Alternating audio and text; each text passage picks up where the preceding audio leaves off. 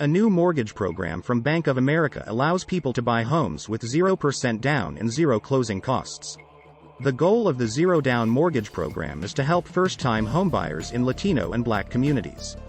The new loan program will initially be offered in Dallas, Charlotte, Detroit, Los Angeles, and Miami. What does this mean for homebuyers? What does it mean for the mortgage business? What does it mean for banks? What does it mean for the U.S. economy? And what does it mean for the future of the United States? But, before we get into all of that, please hit the like button and leave us a comment below. We would love to hear from you. Please subscribe and hit the bell icon so that you are notified of future videos when they are released. The new mortgage program is called the Community Affordable Loan Solution. Program requires payment records for rent, utilities and auto insurance. But the program does not require mortgage insurance, nor does it require a minimum credit score. Over the last decade, home buying has gotten out of reach for many Americans. Even with a 5% down payment, lender fees can cost almost 1% of the total price of the house. Closing costs might be as high as 6% of the value of the loan. So, it might require an upfront payment of over $46,000 to buy a house priced at $400,000. And, this does not include other typical charges such as the underwriting fee, title search, and home inspection fee. Loans that do not require a down payment, mortgage insurance or closing costs lowers the barrier to entry for homeownership. But, it also means that the homeowner has no equity in the house, at least initially. So does this also set the stage for a Great Recession like we saw in 2008? In order to answer this question, we need to look at what caused the Great Recession. Understanding the key factors that led to one of the worst economic downturns in U.S. history. The Great Recession was the second worst economic disaster in the history of the United States. Generally, the Great Recession was triggered by the collapse of the housing market. This collapse was fueled by easy credit and low interest rates. There was not enough regulation of banks. And, of course, toxic subprime mortgages. Economists also point to the collapse of the subprime mortgage market as one of the main causes. Homeowners defaulted on high-risk, zero-down loans. This led to a credit crunch in the worldwide banking system, followed by a steep decline in bank lending. But, more factors actually contributed to the problem. However, unbridled optimism led to immoderate spending.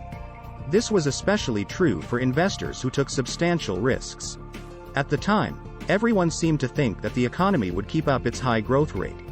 This made risky assets seem as if they were safe investments. The general belief that real estate assets could never lose value kicked off a period of deregulation. The most notable example was the repeal of the Glass-Steagall Act in 1998. The Glass-Steagall Act was originally passed during the Great Depression in response to a similar economic situation at that time. The purpose of the Glass-Steagall Act was to separate commercial and investment banking. With the Glass-Steagall Act repealed, banks and brokerages merged. Big financial institutions bought out all of the smaller ones. The resulting financial giants were considered too big to fail, or so regulators thought. Real estate and property values rose steadily starting in 1998.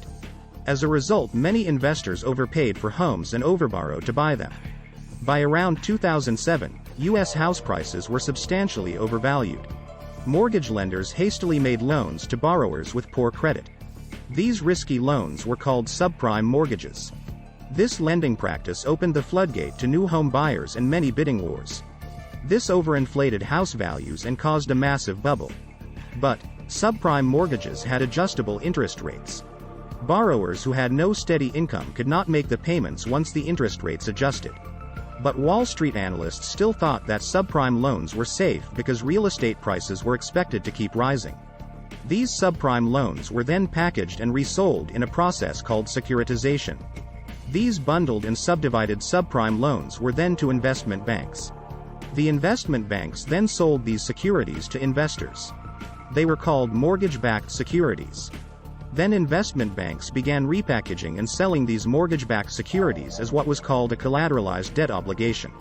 Multiple loans of varying quality were combined into a single financial investment. But the whole problem started with low-quality loans. For the decade following the Great Recession, bank lending standards have been very strict. But now that housing prices are falling, lending standards seem to be falling as well. This new zero-down mortgage from Bank of America seems to reintroduce loans with minimal qualification requirements. So, will this lead to a new Great Recession? What do you think? Please hit the like button. Please subscribe and hit the bell icon so that you are notified of future videos when they are released. Please share this video on social media. Thank you for watching.